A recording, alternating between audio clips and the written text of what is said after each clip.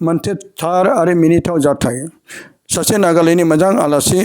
ज्योति prayer ministry सेन्टाराव प्रेयारनि थाखाय बिथाङा फैदोंमोन आरो जेब्ला आर'ज खालामखांनायनि उनाव बिथाङा बै भुटानखौ नायनो होननानै जेब्लायबो खोनाबाय थायोमोन नाथाय बे खाथियाव फैनायखाय नायनो होननानै हास्थायनानै आं बिथांखौ लाना थांदोंमोन नाथाय बिथाङा नोंगौ सानदों मानोना बै गुबुन हादराव हाबनोब्ला पासपर्ट एबा भिजा नांगौ पासपर्ट आरो भिजा गैया होननानै बिथाङा गिनाय मोनबाय आरो गिनाय मोननानै बे भुटाननि सिङाव हाबनो थाखाय जेरैबो राहा गैयैखाय अब्ला बिथाङा आंखौ गुबुन जायगायाव बेरायनो लांदों होननानै आङो भैरबकुन्दनि बे हाजो सेराव आरो बे पिकनिक स्पटआव बिथांखौ लाबोनाय जाबाय बेखायनो बिथांखौ जोङो बै पिकनिक स्पटआव लाबोनायजों लोगोसे बै जायगाफोरखौ नोंथांमोनाबो फारि फारि नायलांदो जाय बे गुबुन हादरनि अनगायै जों बे जोंनि हादरावनो बेसेबां समायना रमायना हाजो हायेन गोजोनथोंसै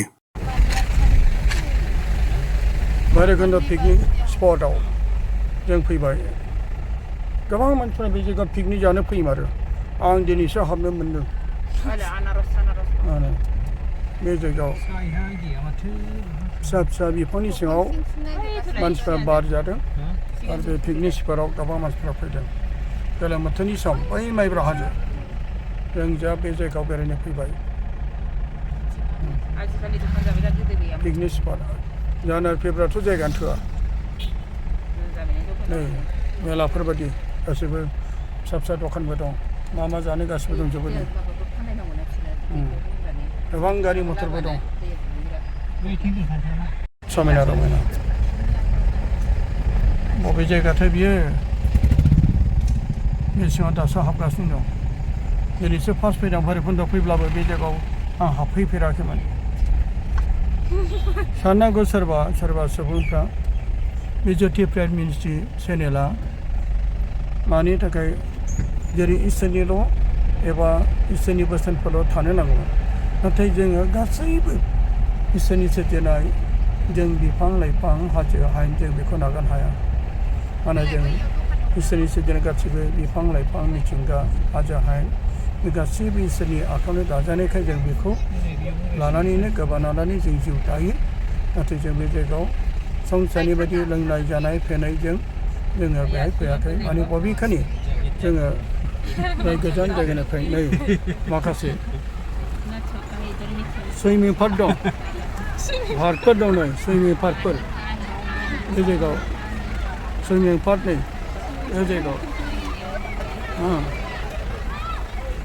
सुइमिं पार्कफोर दुगैग्रा आरो बे जायगायाव जों बेरायनो फैनाय गरम बोथोर जानायखाय गोबां बिमा बिफाफ्रा गथ'फोरखौ लानानै बे दुगैग्रा जेरै एक'लेन्डफोर दं जेरै रिच वाटार पार्क जेरै रायमानायाव जोङो नुनो मोन्दों थिग बिदिनो बे भैरबकुन्दआवबो माखासे दुगैग्राफोर जाय वाटार पार्कफोर जों नुनो मोन्दों आरो बे जायगायावनो जों फैदों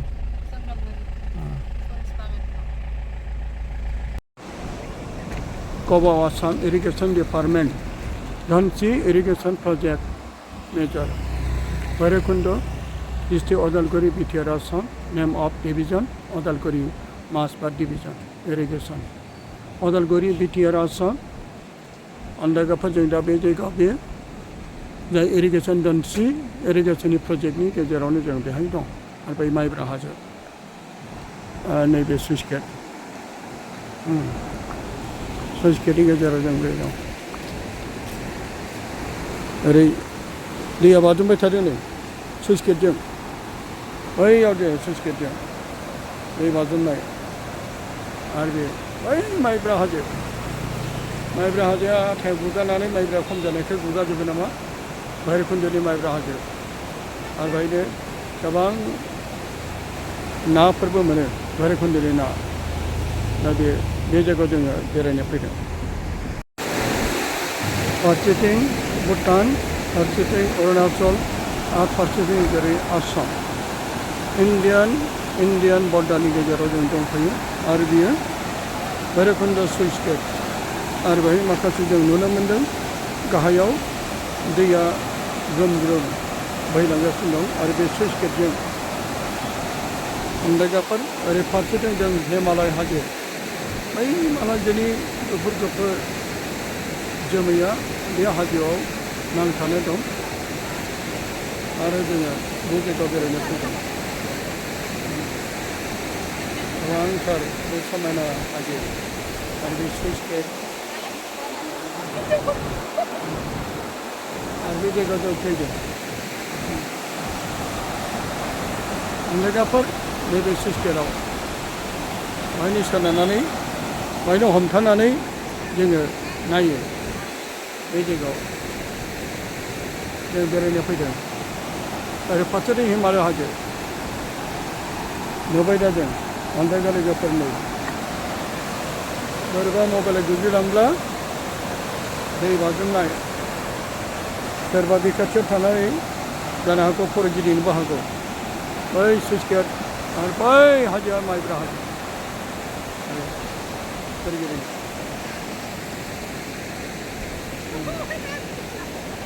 नै फट' भिडिअ लागासिनो दं Hello. Hello. How are you? Hello. Where from? I'm from Nagaland. From Nagaland? Yes. Yeah.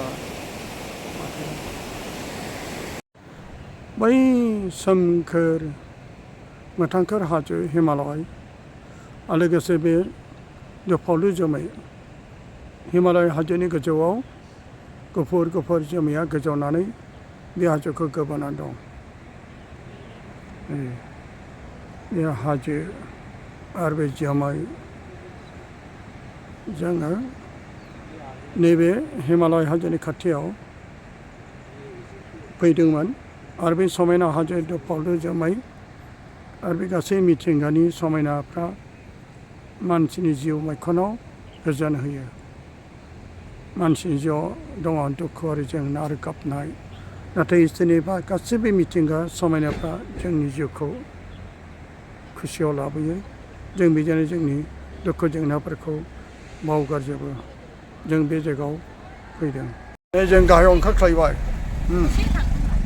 अरुणाचलनि लामा गाहायाव नै बेहायबो माबा माखासे रिजर्टफोर दं नै बेहायबो नै मोजां मोजां रिजर्ट नै भुटान हाजो ओरैथिं भुटान बैयाव फिसा फिसा न'सा नै अन्दागा लोगोफोर अरुणाचलाव बे हाबनाय लामा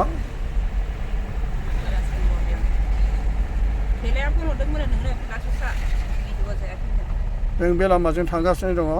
जों बै जायगानिफ्राय गिदिंफिननानै आरोबाव जों गावनि आसाम फारसे थांफिनसिगोन बे जायगायाव फैनायनि गुबै खारना बेनोदि जाय गोजान जायगानिफ्राय डिमापुरनि माइसुमुग डिमा पारिसनि आरो हरि क्रस जाय आरो लोगोसे हलि फेमिलि चार्चनि मानगोनां सेक्रेटारि जाय जेम्स बिथाङा आंनियाव माखासे इसोरनि रावफोरजों आर'ज खालामनो थाखाय फैदोंमोन आरो डिभाइन रिट्रिट केट्रि गुवाहाटियाव बिथाङा सानबेरि रिट्रिटआव बर'नि रिट्रिटआव बिथाङा बाहागो लाफादोंमोन आरो दिनै बिनिफ्राय आंनियाव फैनायाव आरोबाव माखासे बे भुटान बर्डार आरो अरुणाचलखौ बिथाङा डिमापुरनिफ्राय खोनाबाय थायो नाथाय नुनो मोनाखैमोन बिथाङा दिनै भुटानखौबो नायनो फैदों आरो अरुणाचलावबो जों बिजोंनो लोगोसे बे खाबुखौ लानो हाबदों गोबां मानसिफोर फैयो माने मिथिंगाया इसोरनि गेदेर अननायजों सोरजिजानाय बिफां लाइफां दाउसिन दाउला जिब जुनार बिबार बिलाइ हाजो हायेन गासैबो इसोरनि आखायावनो दाजानाय बेनिखायनो बे इसोरनि सोरजिनाय मिथिंगानि महरफोरा जोंनि जिउआव गोजोन होयो दुखु जेंनाफोर थायोब्ला जों मिथिंगानि समायना रमायना बिबार बिलाइफोरखौ नायनानै जिउआव गोजोननाय मोनो हाजो हायेनफोरनि खाथियाव थानानै जोंनि जिउआव गोजोननाय मोनो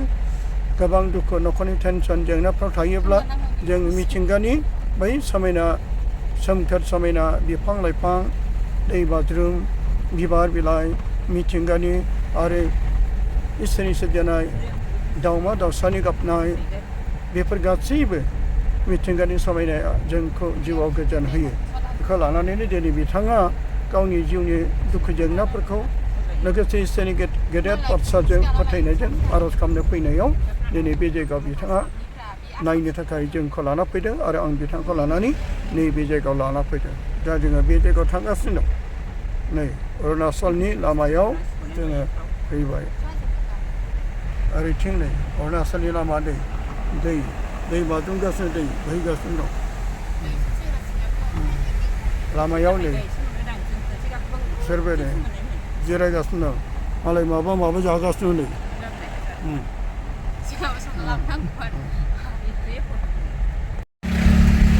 भैरबकुन्द जों भैरबकुन्द फैदों आरोबाव नागालेण्डनिफ्राय फैनाय आलासिफोर भुटानाव हाबनो नागिरदोंमोन नाथाय मानसिफोर गोबां जानायखाय जों हाबनो मोनाखिसै नै बे भैरबकुन्द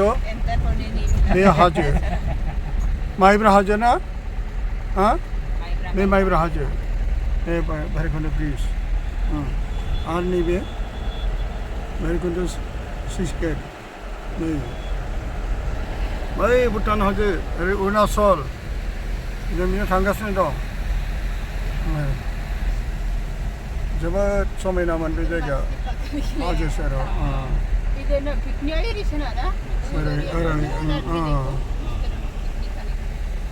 भैरबकुन्द ब्रिज गोदान ब्रिज बियो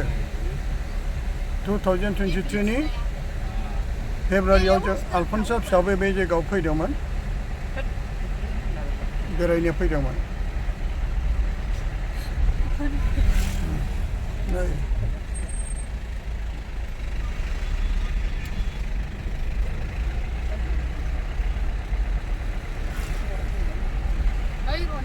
बे हाजो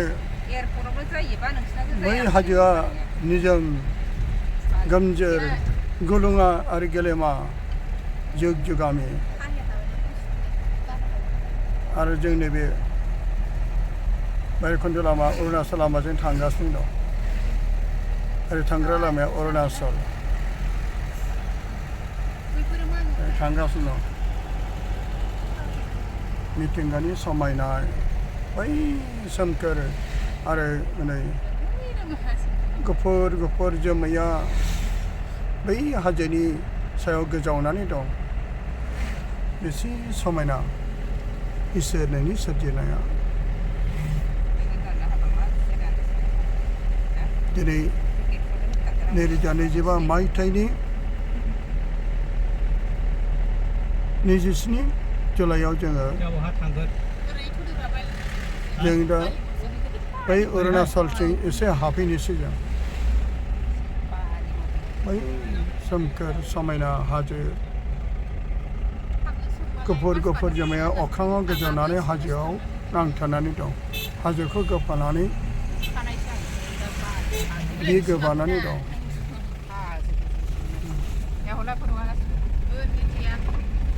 जों बे अरुणाचल लामाजों हाबदों मालाबा नोंथाङा बे अरुणाचल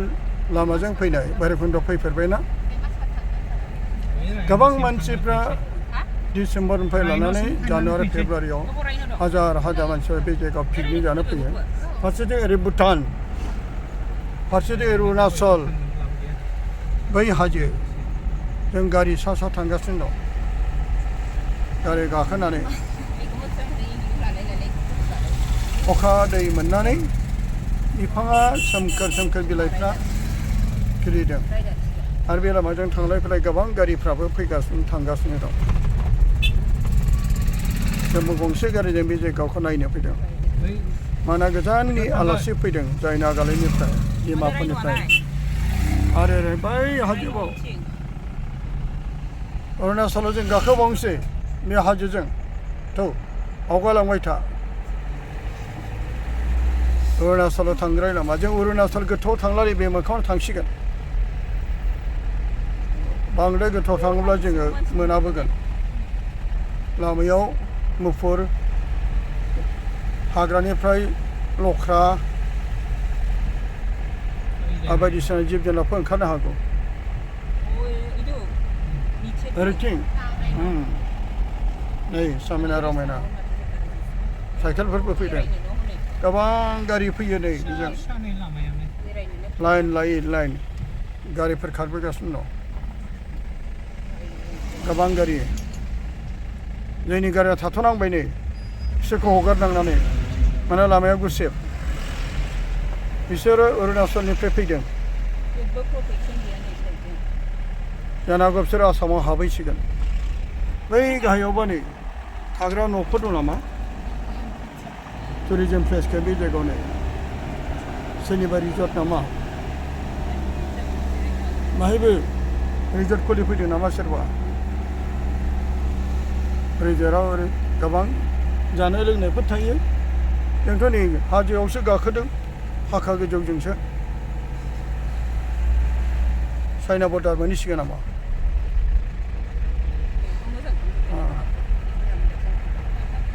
नै जों थांगासिनो दं खेंखाय खेंखि गेदा गेदि लामा दा फैफिनगोन ना बोरैसो जागोन हम अरुणाचल में जा रहे हैं ये अरुणाचल का रास्ता